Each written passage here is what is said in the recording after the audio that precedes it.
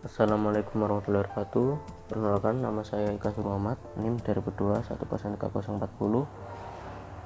Pada kesempatan kali ini saya akan memaparkan laporan hasil observasi saya dan wawancara saya yang berjudul Dampak Sosial Ekonomi Pemanfaatan Bantaran Sungai bagi Pelapak Kuliner di Jalan Benteng Pancasila, Kelurahan Balang-Sali, Kecamatan Mayokersari, Kota Mojokerto.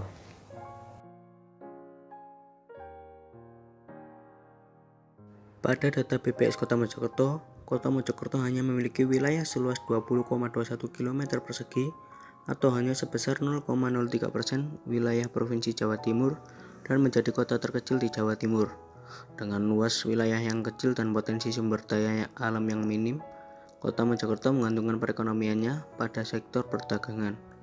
Kota Mojokerto hanya terbagi atas dua kecamatan, yaitu Kecamatan Balang-Sari dan Kecamatan Mekersari, dan potensi perekonomian terletak pada tiga tempat, yaitu Jalan Majapahit, Pasar Tanjung, dan Jalan Benteng Pancasila. Dengan kondisi luas wilayah yang kecil dan potensi alam yang sangat minim, maka harus dikembangkannya sektor perdagangan pada Kota Mojokerto dan terutama pada UMKM yang berkontribusi besar pada pemasukan daerah dan kesejahteraan rakyat. Menurut Ina Primiana sendiri, UMKM ialah pengembangan kawasan andalan dalam usaha mempercepat pemulihan perekonomian sebagai wadah program prioritas serta pengembangan berbagai sektor dan potensi yang ada. Maka dari kutipan tersebut dapat disimpulkan pentingnya peranan UMKM terhadap pemercepatan pemulihan sebuah perekonomian, sehingga perlu adanya pengembangan sektor dan potensi yang ada pada suatu wilayah yang dapat menghasilkan dan menguntungkan dalam rangka pembangunan dan mensejahterakan rakyat.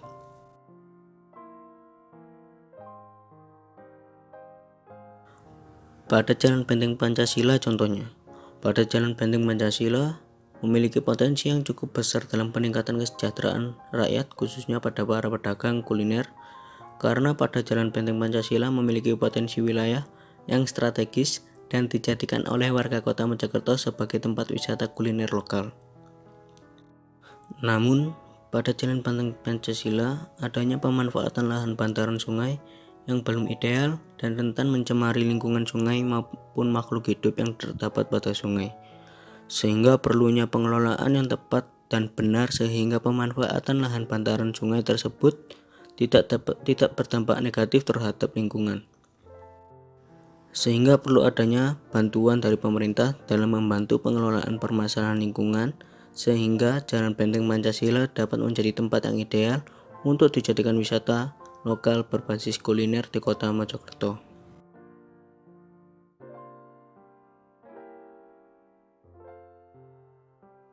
Dalam mencari data dampak sosial ekonomi, maka harus dilakukannya wawancara secara langsung kepada para pedagang dengan beberapa pertanyaan yang berkaitan dengan dampak sosial maupun dampak ekonomi. Dengan dilakukannya wawancara dan observasi, maka penulis dapat mendapatkan data secara faktual melalui subjek yang terdampak secara langsung dan juga dapat mendapatkan data melalui objek yang diobservasi. Assalamualaikum warahmatullahi wabarakatuh. Di sini saya akan melaksanakan wawancara dan akan menyimpulkan hasil wawancara tersebut. Di saat ini kita lihat pada daerah Jalan Benteng Pancasila, dan ini adalah bantaran sungai yang saya kaji pada laporan hasil observasi tersebut. Apa ini jenengan sini?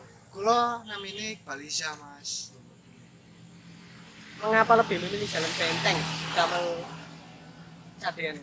Soalnya terkenalnya Benteng kan pusat kuliner, Mas.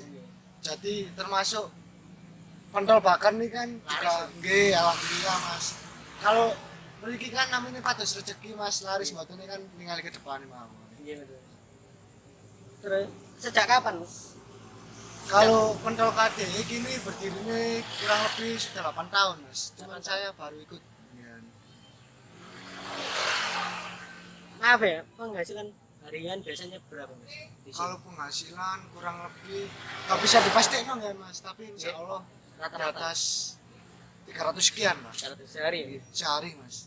Tergantung cuaca sama hari ya, Mas.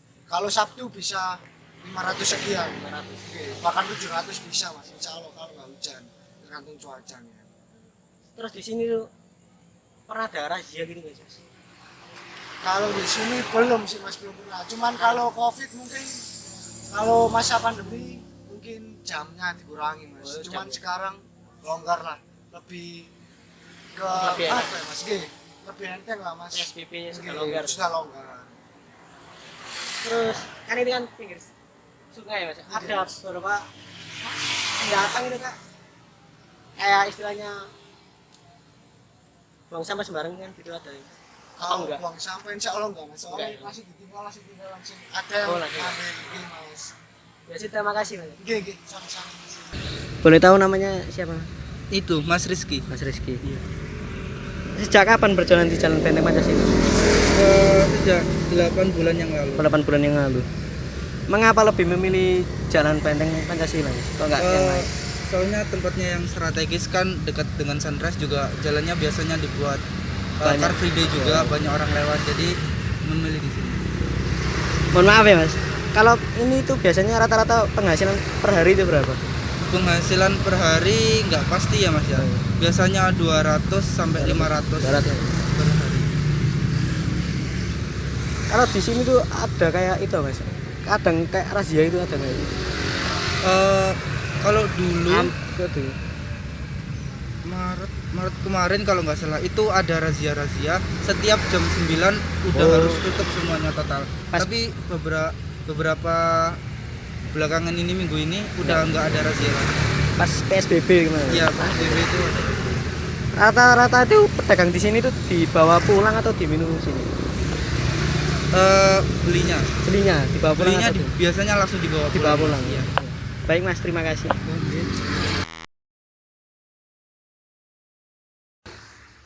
Itu tadi merupakan data-data dari wawancara saya dan saya akan mengolah hasilnya. Tetapi beberapa narasumber tidak ingin untuk didokumentasi berupa video, hanya berupa ucapan saja. Baik, terima kasih. Saya akan menganalisis hasilnya.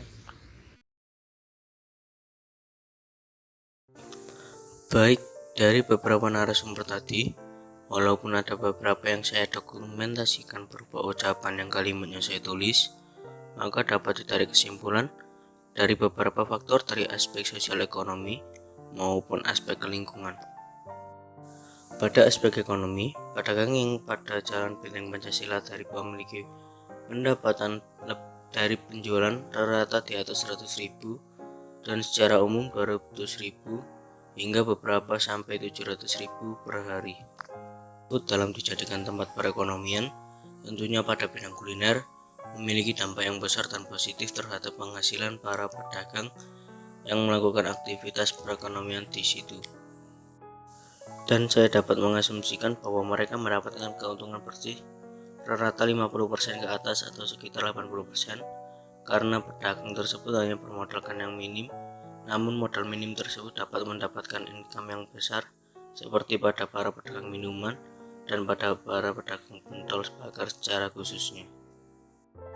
Pada aspek sosial, bagaimana pola perilaku para pembeli dan pedagang terhadap pola aktivitas masyarakat penggunaan bantaran sungai tentunya tergantung dengan bagaimana kondisi sarana prasarana yang telah disediakan oleh para penjual. Pada kemasan juga dapat berpengaruh terhadap bagaimana dampak tersebut menuju pada aspek lingkungan. Apabila pedagang tersebut menggunakan cara penyajian yang benar dan menyediakan sarana seperti tong sampah, maka kegiatan perekonomian tersebut tidak berpengaruh buruk terhadap aspek lingkungan.